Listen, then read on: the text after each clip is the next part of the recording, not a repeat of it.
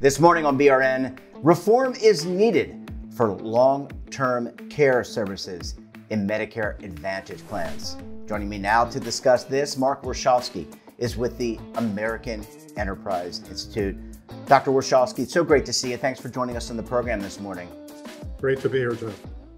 Let's talk about long-term care benefits in Medicare Advantage plans. And we have covered on this network Medicare and Medicare Advantage, what they are by and large. But I guess a general question to you, is long-term care coverage, those services covered by a Medicare Advantage plan?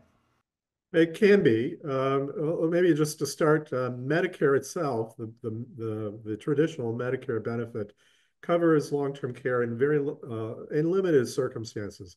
It will pay up to 100 days of care in a nursing home if it follows a hospitalization, and if the care is needed to provide care that is like intravenous fluids or various medications that would be required. And then if that needs to be provided in a nursing home, Medicare will pay for it. Similarly, Medicare will pay for home care, again, if that is provided in connection with a more significant medical need.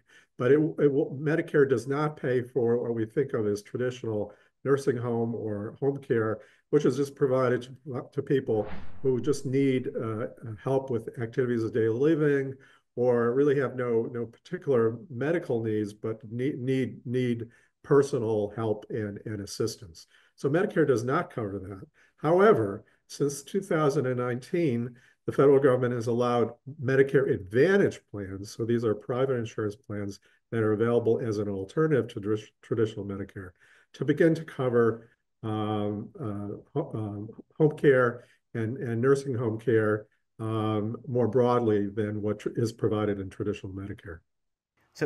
But you have to pay for that, and that I would assume, because it's a private plan, different than Medicare, it probably has a little bit more cost to it. And is it as robust as what you could buy, for example, on the open market with a long-term care insurance policy, which is a very popular benefit that many people, not all, but many people have bought that product as well?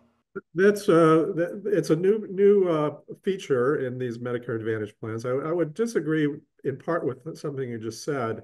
Generally, it's not more expensive because the general health care that's provided through these Medicare Advantage plans, because of some restrictions on networks and management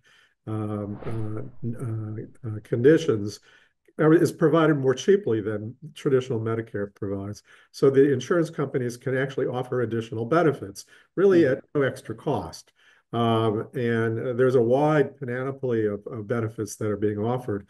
And that what we're talking about here, obviously, is the long-term care benefits. So I don't know that it means that it's more expensive. However, you are correct. It is much more limited, as it turns out. The research shows, the collection of data shows, that the long-term care benefits that are available in Medicare Advantage are very limited. They might be as little as like 24 hours of home care a year, which is almost nothing, but it's it's nothing, but it's very little, which is but is much less than what you can get through a private long-term care insurance policy. Yeah, and I apologize. I will accept that correction. Thank you so much for doing that. But by the way, you're the expert. I ask the questions.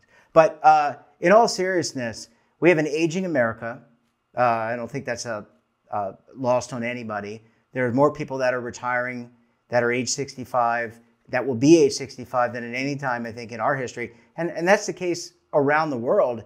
Is there a need to take a look at these Medicare Advantage plans a bit further to see what type of long-term care benefits they can provide? I think there is. I think it's a natural place to include those benefits because it is a related health benefit. I mean, it's not going to the hospital, but it is a health benefit. Where I think the country has gone astray is, again, since 2020, these Medicare Advantage plans are now paying for all sorts of benefits that are really not health related at all. They pay for rent, they pay for pet care, they pay for even robotic pets. They pay for food, meals, et cetera, et cetera. Number one, it's very confusing because there's no standards for this. It's just a whole mix of things. And they're not healthcare. And, you know, the government has limited resources. People have limited resources in terms of the premiums that they pay. It makes no sense for Medicare, which is for healthcare, you know, to be paying for these benefits. And it does crowd out, you know, benefits that are health related, such as long-term care. And That's in a order, I'm policy. sorry, go ahead. Yeah, I was going to say, sorry to interrupt, but No, I interrupted you. You finish your thoughts, sir. yeah, no, it's a policy recommendation because Congress allowed all these literally hundreds of different types of benefits into these plans recently, and it really I think it's confusing, it's expensive, and it really dilutes the purpose of the program. And imagine being the consumer trying to have to sift through the different components of Medicare, because I think we're approaching the Medicare enrollment period, or we are in the Medicare enrollment period. These are the decisions you need to make if you're now age 65. So Congress would have to act. Is there any thought? I know they have a lot on their plate when the new Congress meets in January. They're going to have tax reform. But do you think that this appears anywhere on the docket in terms of to be worked on? Because it's, you know, as we were describing earlier, we're getting older. Naturally, we're getting older, but America demographically is getting older. There's a need to sort this out, probably, sir, sooner rather than later. Yeah, I think there are a couple of motivating factors for politicians in this area. Number one, as you indicate, the demographics, and therefore the demand for you know, clarifying this area is there. I think people do want long-term care benefits, you know, however provided, whether privately or through the government. And also, I think another big motivator, maybe not right on the agenda right now, but very soon, in a few years, we really are in a budget crunch. The deficits are just very large, given that we have a strong economy. They're unprecedented. And that just adds to the debt outstanding of the federal government, which at some point will create a crisis, you know, with inflation or increasing or bondholders not wanting to refinance the government's debt. So I think those are you know, as that becomes more on the horizon, you know, Congress will have to, and the new administration will have to prioritize, you know, what are we spending our money on? Do we want to spend money on, through Medicare, paying for people's pet care? Yeah, certainly. And certainly with the trust funds for both Social Security and Medicare under a lot of pressure, that creates probably an opportunity to reform or try to do things a little bit better than we have been doing in order to meet those budget demands you're speaking about.